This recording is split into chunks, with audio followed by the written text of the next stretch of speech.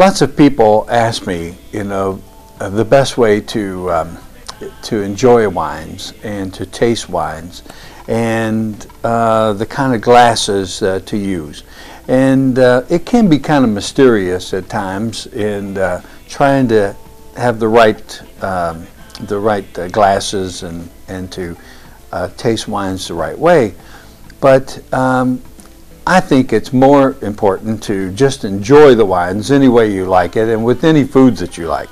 But there are some traditional things that I like to show you.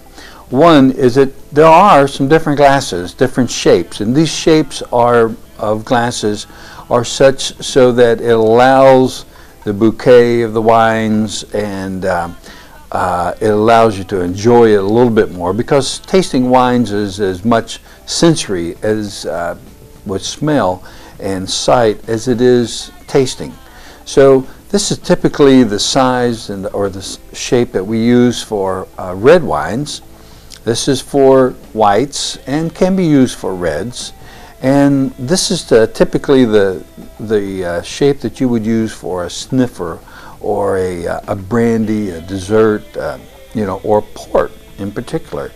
These two varieties right here are used for that. And what I would suggest, is that you use a glass that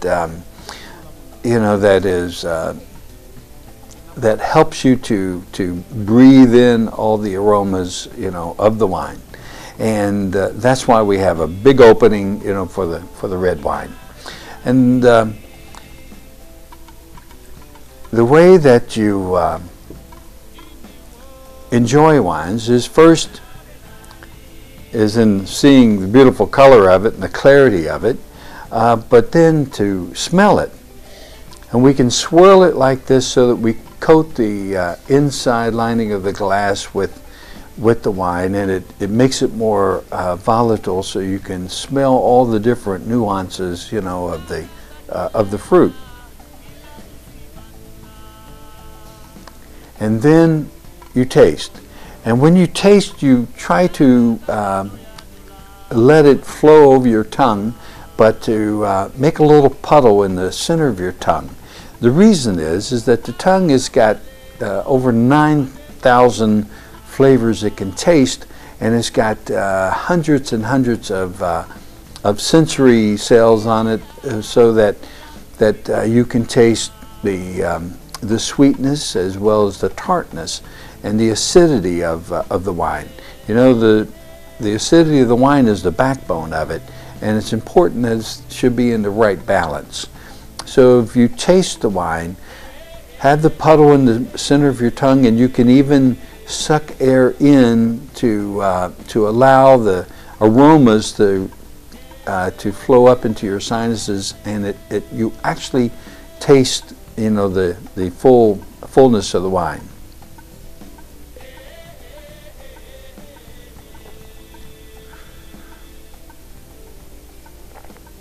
So you see that as you taste the wine, you taste all the different components of it.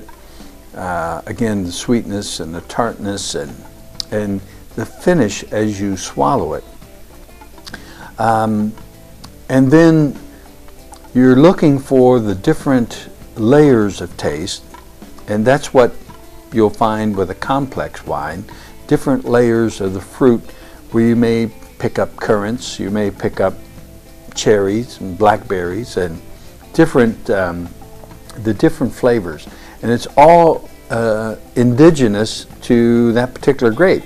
It's not necessarily, it's never added, by a winemaker. So this is all the natural flavors, of the grape. When you buy your wines, you'll find that the labels have some pretty complexing names, but usually there's two ways that wines are labeled. One is with the varietal name, where it actually has the name of the grape on the label, such as Merlot or Cabernet or Chardonnay or Riesling. Those are the actual names of the grapes. You'll also find other names that denote the style that it's made, such as a Beaujolais, a Bordeaux, or even a port.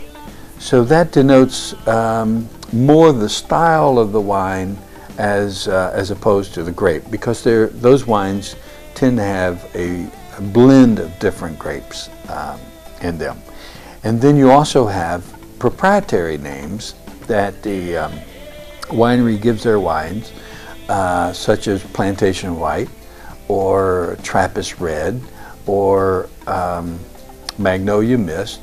These are wines that have a proprietary name where I blend different wines, different grapes, and to come up with a unique flavor and a unique name that tends to have a theme to it, or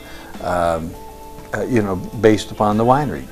So these are some ideas that you can keep in mind as you're shopping for wines and as you're tasting wines on Kentucky's Wine Trail.